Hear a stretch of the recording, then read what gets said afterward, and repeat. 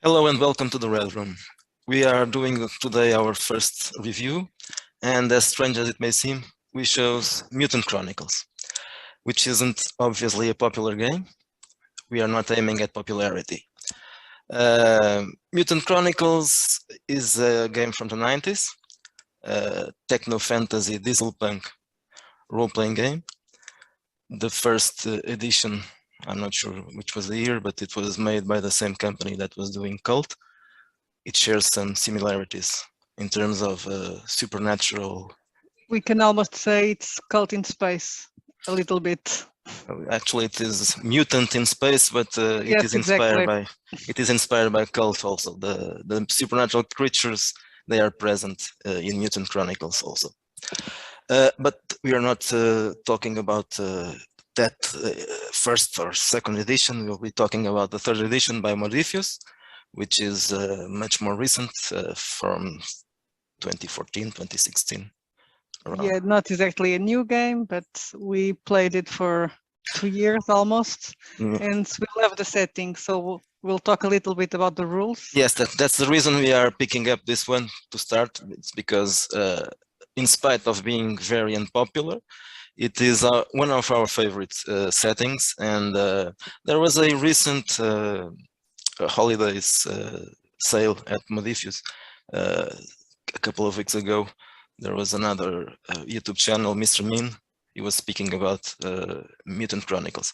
So, well, it's not popular, but it's a classic. Yeah. So let's talk about comparing versions. The first one and the second are basically the same. The third edition from Modiphius is very different. Among other reasons, it is much larger, the setting was expanded, and some things were changed. Namely, well, I can't get into that because it would be spoiling the story, but there are certain things about the secrets of the game that were changed in the third edition, and it wasn't a choice that was very popular among the old fans, because it changes a lot of the spirit of the game. But one of the good things is that this expansion allows us to play in 3 different eras. Yeah. Before the collapse of civilization, during the collapse of civilization, and after. So the first and the second are happening when the collapse of the civilization is happening. That's when the technology is, how shall I say it, possessed by entities. I was going to use the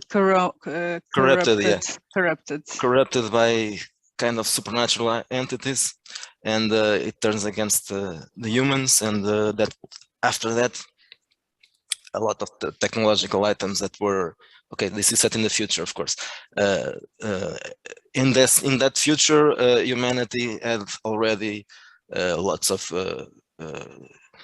fascinating gadgets and artificial intelligence and all that. And after the corruption, they had to abandon the advanced technology and start using things that could not be corrupted, because that's how the supernatural entities were able to enter our universe through technology. Yeah. And that's how we get the dieselpunk vibe. Yeah. Right. Yes, when the cyber technology was abandoned, what was left was from the what would look like 50s or 40s technology from the 20th century, of course. That's why the game, the first and the second edition, had a very noir vibe, because of that, because there's a connection. The timing is the right one to be noir. This one talks about that. There are suggestions to recommendations to make it noirish, but the game itself, because of the way it is, well, for once, it's a colored version, unlike the old ones, which were books of the 90s, black and white, of course. And this new one is much more colorful, not just the covers, but inside. I'm going to show the cover now. This is the new cover. Very colorful, very and epic. yeah. The first time I looked at this, I didn't recognize, but some of these characters here are iconic characters from the old times. So there's Mitch Hunter, the guy shooting the gun, Valerie Duval, and Big Bob, I think, back there. These are characters that were introduced in the novels, I think. They aren't very good, but the characters are interesting. They aren't as important in the new version as they were in the old ones, but still, they are in the cover. Now, the new game, the new edition of Mutant Chronicles, uses Modiphius rules. A bit crunchy. Awful. 2D20. 2D2, yes, 2D20. 2D20 rules. We had some problems adapting to those rules because they are crunchy, very, very crunchy, and crunchier than what we are used to. So, well, there's another problem. This was the first iteration of the 2D20 rules, so we had never tried them, and there's also a little problem when trying to understand the rules, because they repeat a lot of information several times, and they in each chapter they add some more information, and when you forget about them and you start searching for information there are conflicting chapters, so it was a little difficult to get into the 2D20 by using the first iteration. I think it was easier when we read Infinity or Conan, maybe. Conan, I think it was Conan, because Conan makes the rules simpler, right? Yeah. Yes, it's streamlined. There were a few things that I had to check in Conan to understand the first iteration. There are changes, of course, but for the players, I want to say it's not that hard. I only played. I game mastered it once and it was very hard. But for the players, it ends up being easier because you have your character and you have the powers that you choose. And basically, if you just need to learn that rules, but the game master, of course, needs to know all of them. So the rules, 2D20, as the name implies, you start with the 2 dice, 2 20-sided dice. This is the most important dice in the game, though you use also D6, not common dice, those funny dice with the symbols. Not obligatory, obviously, you can use a regular D6, but they try to sell them anyway. You roll them, you have to roll above ability plus skill, and you can buy more dice to have more successes. I'm not entering that because that's a bit complicated. Yeah, but that's the whole mechanics, because you can't have most of the times you can't have the successes you need with just 2 dices. So you need to find ways to buy extra dices, and then it's all the mechanics of the game. But I think that should be just a review of by itself if you ever want to go there. Yes, that's a lot of information. Well, basically the 2D20 rules, they move around several how do they call this, points, pools of points that can be exchanged when the game master wants to do something, or when the players have to do something. They have to pay the price, and that creates a movement of points that well, it's interesting in game. It can be interesting. Yes, it's very dynamic. Once you have once you get it, it can be very dynamic and very cinematic and very epic, because this version of Mutant Chronicles is meant to be very epic, very high level. Yeah, but much more than the ones before. The first and the second edition shared basically the same rules, just a few adjustments, but they were kind of similar to the cult rules. Of course, not as deadly as cult, but vaguely similar. These ones are much more epic, so you can blast into a fight and kill 30 opponents just by shooting. So Yeah, that's fun. I love that. yeah, I know. If you have to kill him, kill them fast. So you have those points, which are the chronicle points, dark symmetry points, and all that. Another interesting thing about it is the character life path. That's when you're creating your character, generating a character. It's vaguely similar to Traveler, which means you have careers and you can die while creating the character. Luckily, there are apps for each of the 2D20 games. So one for Mutant Chronicles, another one for Conan, another one for Infinity, Star Trek, and I'm not sure if there are more.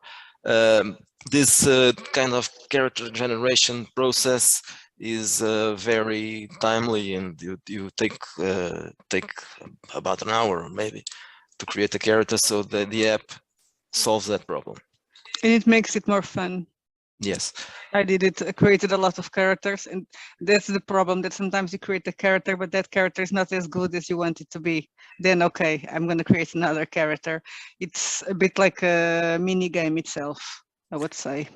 It's particularly complicated to the game master because you have to create NPCs, and if you had to take that long to create all those NPCs, it would be annoying.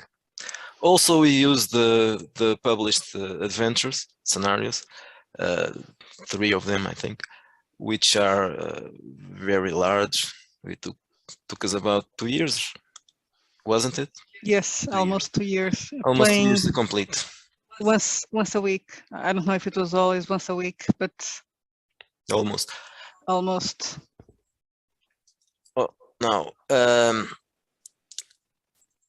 let's show something inside. Oh, these are some of the careers, the iconic careers, which are the most interesting.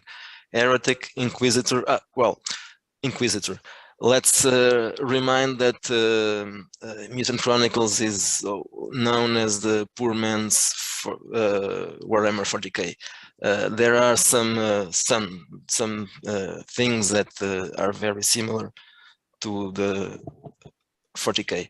It is not just the shoulder pads. Yes, the shoulder pads are the most obvious thing, but there are a few other things, namely there are Inquisitors and Mystics and well, it's and the hair also, maybe. These iconic careers are the most interesting because they show a lot of the interesting characteristics about the game setting, which is the best here. Of course, if you don't know the game, looking at this won't show you something, but we'll cover the factions next, so you will understand what this means. So let's go talk about. Let's jump into the factions. Yes, it's the most interesting thing about this. So there are, I'm not sure about the number of factions, but let's search for them here. Factions, the corporations. Okay. The game setting centers around the big corporations, the mega corporations. So this is a world that when there are no countries, actually mankind has left the earth, and it's in the living in space. So instead of countries, we have corporations, and you can go on. I just wanted to make that clear for someone that didn't know the game. Yeah, well, when you say in space, you mean you mean the planets, some of the planets, not all. Exactly. The moon is the most important. There's a base, which was the first one, and then there's Mars, Venus, and Mercury. Yeah, Mercury, and Imperial is the asteroid belt. Asteroid belt, yeah. Okay, let's talk about the corporations, which are the playable factions. Capital are the representatives of the American dream. They are a capitalistic, individualistic corporation, square-jawed heroes. Mitch Hunter, the one who was on the cover, is a capital guy. Is Mitch Hunter the one behind you also? Yes, with his So dog. we can see square jaw. Yeah, square jaw. They are maybe the heroes of the setting. Then there's Bauhaus, the more traditional aristocratic, cultured, and very European. Very European and elitistic. They are influenced by several European cultures, namely the Germans, of course, because that's why they are called Bauhaus. Then there's Nordics and Italians and French. I'm not sure if there's well, probably the Portuguese and the Spanish are also. The Spanish are also present. I think there's one of the houses that has a Spanish name, of the minor ones at least. Yeah, probably. They forgot about us.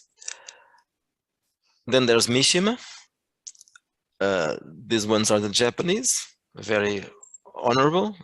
They are very worried about duty and sacrifice, and they are also very much inclined to technology, though they shouldn't. But they are able to develop some technology which isn't usually corrupted, but it can be corrupted anyway. And even it's the old imperial culture, the traditional imperial samurai culture, yes, mixed with the corporate Japan. That's it. Of course, they include also the Chinese and the other Asian nations, but it's mainly Japanese, which makes sense because it's a game of the 90s, and back then cyberpunk was something that, well, the game is not cyberpunk, but it's influenced by cyberpunk literature, so it obviously had to include a Japanese faction. Then we go to Imperial. That's my favorite one. Yeah, sorry. you play the you play the Yes. Imperial character.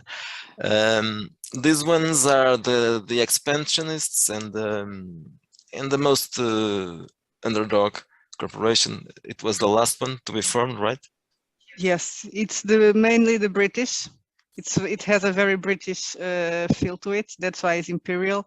British and the Scottish, the United Kingdom, and they are the underdogs, and they are the ones that I think we can say it without spoiling. Okay. No, that information. Everybody knows that it's the Yes. beginning. They are the ones that open the seal that brings out the corruption. Yeah, the aliens, yes, the darkness from another the dark dimension. soul, the dark symmetry. That's how those supernatural creatures enter our world, because the Imperials messed around while exploring into space, messed around with things they shouldn't, and it opens the box of Pandora. Well, now we go to Cybertronic. Cybertronic is the most recent corporation, even more recent than the Imperial. It was born out of a strange situation where, well, there was a manipulation of the market, and then they appeared suddenly during the Dark Legion time frame. Cybertronic was mainly formed of Bauhaus defectors, but there were people from other corporations entering Cybertronic too. Now, they are viewed with suspicion by the other corporations because, as the name implies, Cybertronic uses cyber technology. Cyber technology should be very easy to corrupt, although even Mishima has some technological cybernetic things, but very pale compared to Cybertronic. But there's something strange about this new corporation, because they can make technology that the dark soul cannot corrupt. So the obvious conclusion is that everybody thinks is that they are aligned with the dark soul, and they are just making their time. and they might as well be, but probably not. We are not entering this because Yes. there are some secrets here. Also, there are differences between the second edition and the first one, of course, and the third edition, which the explanation for their abilities to deal with technology, avoiding corruption, are explained in different ways. Another thing that's different is White Star. White Star, which isn't a corporation itself, it's the remnants of Earth, of the corporation, a faction called White Star, which was born out of Eastern Europe. This one did not exist in the previous editions, because in the previous editions, Earth was a mess when the corporations left Earth, because the ecology was destroying the planet. It was they left it behind because well, it wasn't supposed to keep humanity alive there. And did they got to bomb the planet? I'm Yeah, not sure. Yeah, it was bombed. It was bombed. It was nuked. Yeah, exactly. So White Star are the Russian and the Eastern Europe that got stuck in Earth and survived. Yeah, they were in bunkers, but they are mad because their home world was already being destroyed by pollution and all that. But after being nuked, things got worse. That's why Earth is now a possibility to play.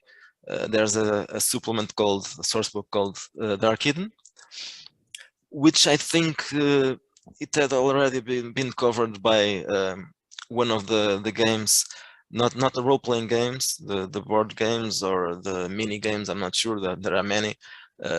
Along the time, Mutant Chronicles had a series of different games, and there was a lot of information added to the setting.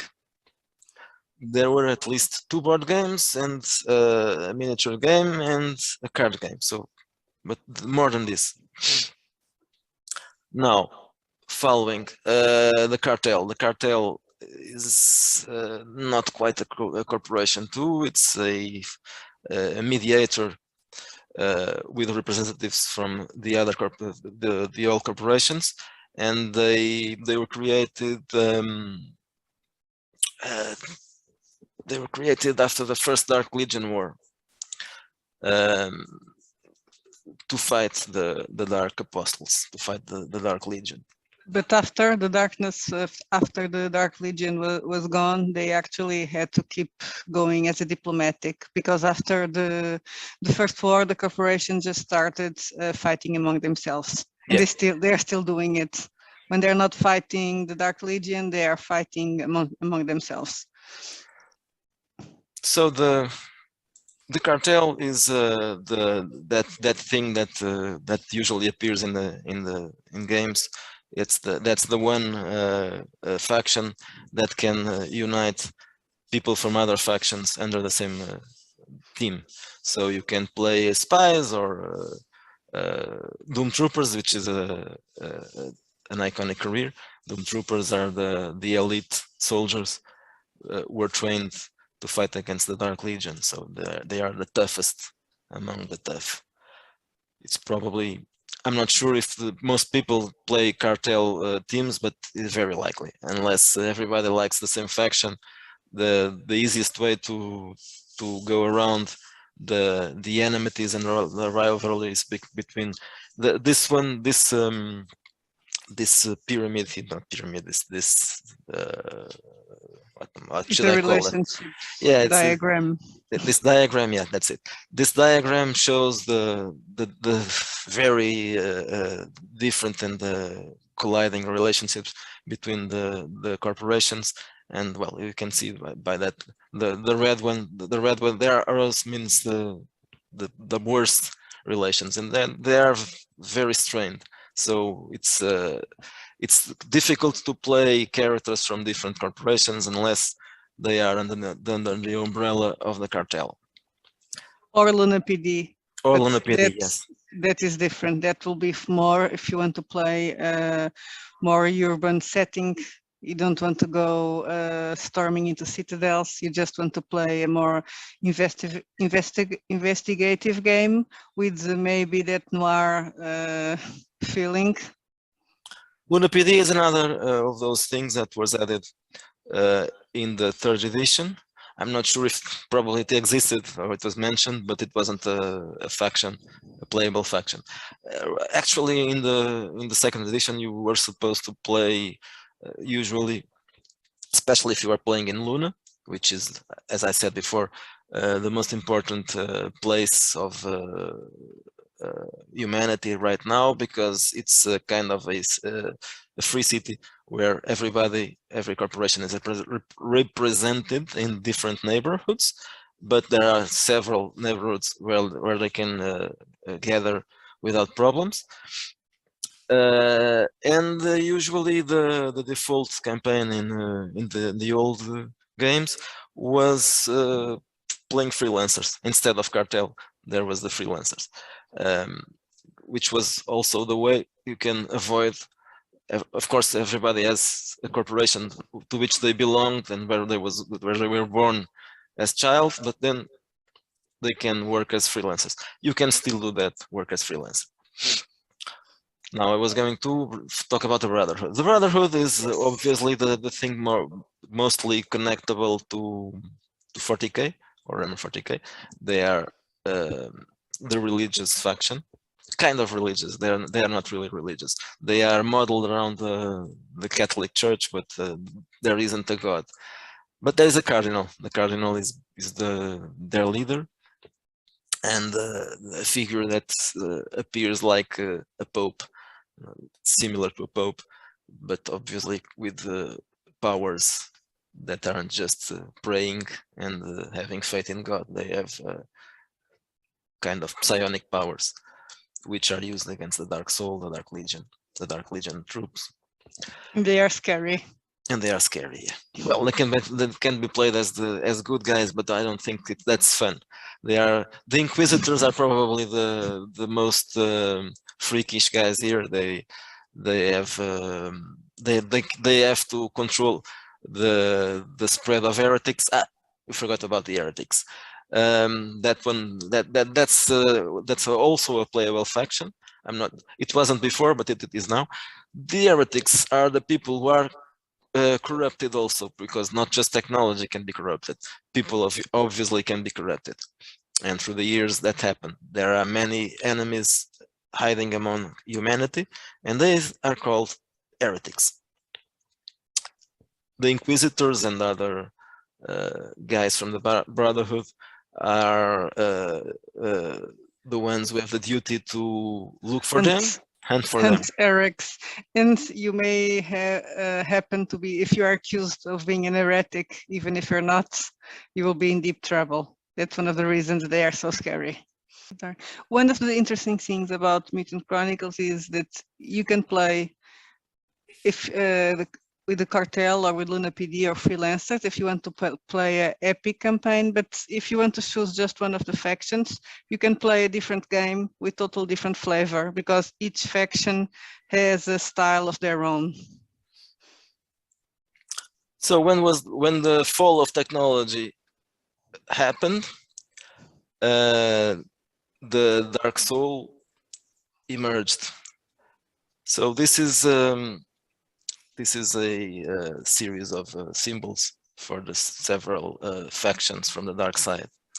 They are also playable in the new edition. So there are several, how they are called, apostles, dark apostles. Ilian, the mistress of the void, which is the most powerful of the apostles. She is the embodiment of the dark symmetry. The dark symmetry is some force, like, well, it's the devil, kind of the devil. She's the most important representative of the dark soul. Algerod is the apostle of war. Then there's Demnogonis, who is the probably least powerful of them, and he is the apostle of disease and infection, corruption, rot. Semi is the lord of spite, the great liar, the great perverted. I'm not sure how to pronounce this one, Moavige or something like that. Muahit. I don't know. Is the lord of visions, the responsible for spreading madness among humans, and that's it. And we can say that Ilian and Algerot are the two most powerful, and they are always fighting among themselves also. Yes, that's it.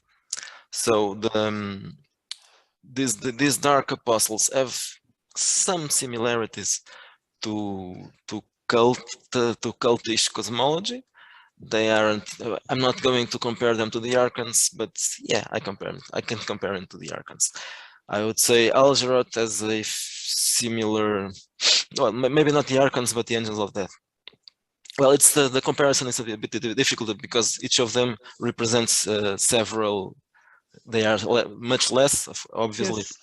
but they represent a few characteristics of the Archons from cult.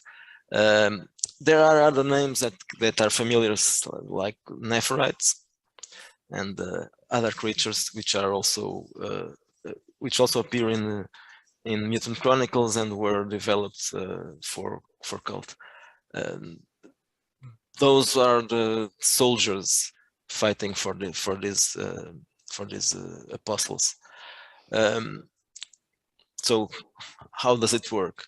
Well, there are supernatural creatures who came with them when they emerged from the seal. There are the corrupted humans, the corrupted live humans, and then there are the dead ones. Most of the armies serving the dark soul are people who died in battle. So it's basically the worst destiny that can happen to a person is to be resurrected by these guys, these bad guys. Yes, and becoming one of the bad guys. Yeah. That's the worst thing that can happen to a Doom Trooper. Of course. Or anyone fighting. So these are some of the creatures. For example, the children of Ilian are also similar to some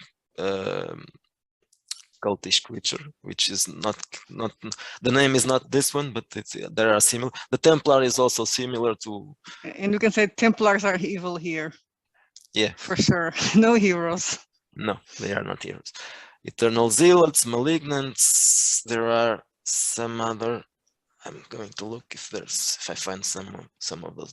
No, not here, because this in the core book they aren't. Well, there's an Nephrite here. The Nephrites aren't exactly the same as they were in cult, but they are similar. Well, there's also another references like necrotechnology, which is the corrupted technology, and the black technology, which are the corrupted technologies of the Nephrites and their soldiers. They sometimes use weapons which they brought from wherever they came from, but they mix it with the weapons taken from human soldiers, and then turned into black technology or necrotechnology, which is usually more powerful. Here there's a necromutant. The necromutant are the dead ones transformed, like the undead legionnaires, but they are slightly different. They are also soldiers. Well, the necromutants are best. The Ezogul also has a similar name to a cultish character, and the Razide. Of course, it's not the same thing. The name is the same, but they are different. Well, as we can see, this book is very colorful and very much illustrated. There's some strange combination because some of these illustrations are from the older editions. They have a different style, so you can see these ones in this page. They are old, and these, for example, are new ones. So sometimes it's not very. It doesn't coherent. have, yes, it's not very coherent. It doesn't have one style only. And they took the art from the board game, right? In the Yes, well, there's something good about this because the Paul Bonner covers, yes, Paul Bonner covers were kept, so you can find them. Well, except this one, the core book. The core book has a new cover, but the other books are. I think they all use the old art, which this is have. what we have in our. I'm gonna disappear so I can show. No, I'm not disappearing enough. Now I am. So, what can we say more about Mutant Chronicles? Besides being a lovely game. Like I said, it's a fun game to play, and you can play it different ways. If you play it with just one faction, you can have a totally different feel. So Yes. it's with one book, you can actually play a lot. With one game, you can play a lot of different games. If you play Mishima, you are playing almost something related with samurais. If you play Capital, you have that 50s vibe. If you play Bauhaus, there are like European lords. Yes, yes. So some of the careers in Bauhaus are very interesting, like the Venusian Rangers who gallop into battle. On I'm not sure how they are named. I think raptors. They are dinosaurs from Venus. Venus. And well, there are other interesting characters. For example, the Etoile Morin, which are also Bauhaus, I think. Well, Bauhaus yes, has they're Bauhaus. I think the coolest troops, the coolest special troops are from Bauhaus. I'm not a fan of samurai movies, so I think the European ones sound much better. The Capital, well, it's not as colorful and not as interesting. It's, well, regular troops, sci-fi troops. Imperial has the Those are cool too. blood berets, yeah. So they're very. Yeah, those are cool too. The clans. Yes, I like the clans, and I like what is that career that they have is murder and acquisitions. Mm-hmm. So they are a heavy corporation. So and they will try to get other corporations by any means. So they have a mix of accountants and killers. And well, as we mentioned before, there are some certain new additions to the game which make it a little different, such as Luna PD, which is a faction now, and well, and it's default faction to start. We played the campaign, so yes. It's default faction to start the maid campaigns. They probably chose that because the previous editions you were supposed to play in Luna also because it was the most described place, and they kept it's the neutral. It's a neutral spot. Yeah, the neutral ground is usually chosen by this kind of games that are around the factions, different factions. That's the way to solve that problem. So Luna is a very interesting place to. I think it's when the Luna source book for this edition is my favorite book for Mutant Chronicles. Very well developed. It could be better, but it's very well developed. So among these books, if you have to choose two, you have to buy. So I would certainly recommend, of course, the core book. It must, and then the Luna source book because it's the best place to play. Well, I forgot to mention a few things about when comparing the editions. There's something a lot of people preferred in the old editions. The fluff was much better. The writing was much better, and the fiction that was used to. It had more, I think, yes. right? The old edition had more fluff. much more well, probably not more, because the books were smaller and there were less books, but in terms of proportion it was larger. There was more fluff and more fiction, and fiction related to important characters and important situations. The worst criticism that I have against the Modiphius version is the descriptions, including fiction, which are related to example characters that they use, and they are not really relevant and not really interesting. So it doesn't feel as alive. The world. It's more interesting when you're following someone's story throughout the core book. Yes, and well, if the person, the character which is being followed is more interesting or more relevant for the setting, it enriches the writing and the setting. And this time, this third version, not as good. Well, so do we have something to add about Mutant Chronicles? I don't think so. Maybe there's the movie that it's not that much inspired on Mutant Chronicles. No, not really. It's just the beginning, the fall of civilization. But it's yeah, cool. but it's also altered because yes, well, it's I think very altered. yes, very different. It's set on a place that it's Earth, so when the fall of civilization happens, people are still living in countries like, well, the usual countries. So but at the same time, it's in the future, and it's a retro future because everything looks like the 50s. Yes, it's actually, and it looks like they are fighting the First World War. Yeah, so it has a very strange mix. I like it. I also like the movie, but it should be watched without thinking about Mutant Chronicles, because it's interesting by itself. If you associate the things, you probably think, yeah, it's lousy, but it can be interesting to watch. It has a good cast, and well, the special effects aren't that good, but I was thinking when I add as a last thing is that the